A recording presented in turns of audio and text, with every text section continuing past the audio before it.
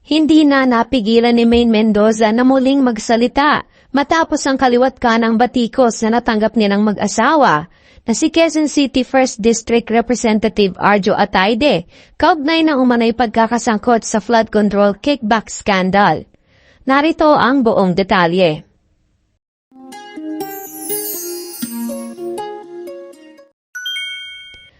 Ayon kay Maine, aminado siyang naging casual at tila minadali ang kanyang unang reaksyon na pumutok ang issue. Ngunit ngayong mas nabigyan siya ng panahon para makapagsalita, mas pinili niyang linawin ang kanyang panig. Narito ang kanyang full statement. Hi everyone! I realized my initial reaction when the issue first broke came across as informal and casual. Felt the need to speak out immediately after hearing the news and listening to Arjo's side regarding the alleged involvement. Forgive me for speaking up again this time. I know it may be wiser to stay silent while the investigation is ongoing, but I cannot let my last tweet be my only statement. I am well aware of the accusations, criticisms, and judgments being thrown at my husband, me, and our family. After being bombarded with vile remarks the past 48 hours, I will not pretend they don't sting. But I will also not allow lies to define who we are. Not a single part of our life has been built on taxpayers' money. Everything we have comes from years of work and savings. We pay our taxes and we pay them truthfully.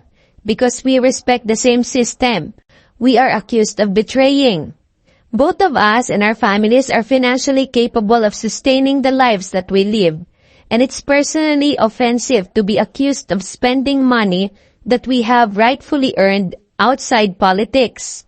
It's unfair to reduce everything that we are and everything that we have worked for to that single narrative. I will never accept the narrative that accuses us of stealing and living off taxpayers' money. That is not who Arjo is. That is not who I am, and that is not who we are. No amount of noise and accusations will ever make it true.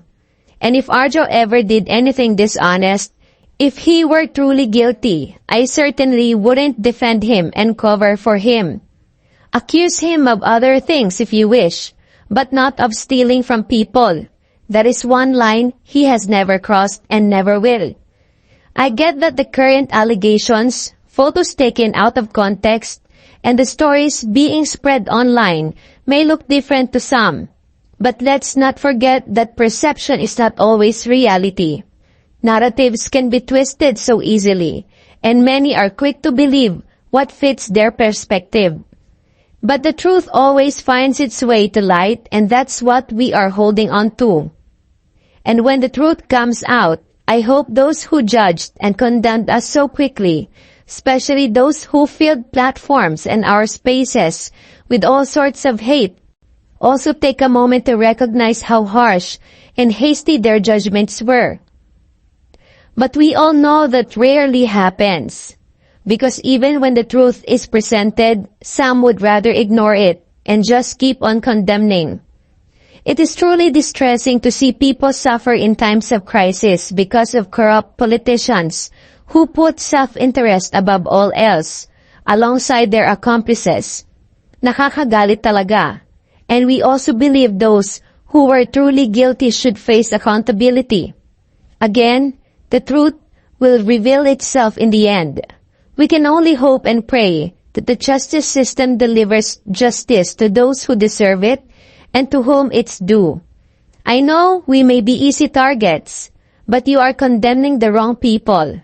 I understand that people will choose to believe what they want to believe, and some will continue to mock, criticize, and crucify us no matter what.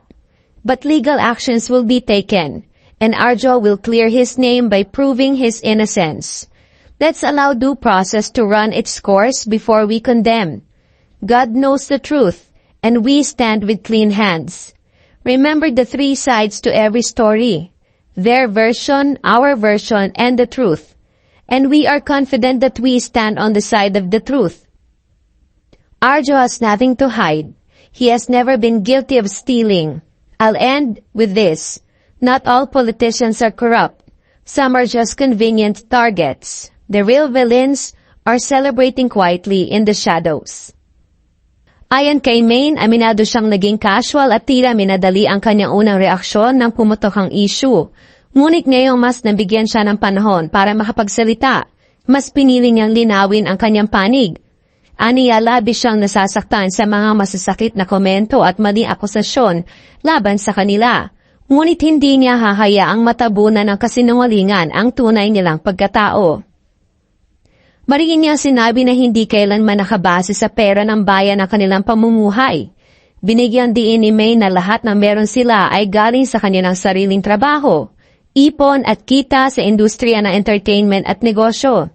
Bukod dito, malinaw niyang sinabi na sila ay nagbabayad ng tamang buwis at ginagalang ang sistemang tinutulig sa ngayon. Dagdag pa niya, kung sakali nagkasala raw si Arjo at may ginawang mali, siya mismo ang unang hindi magtatanggol dito.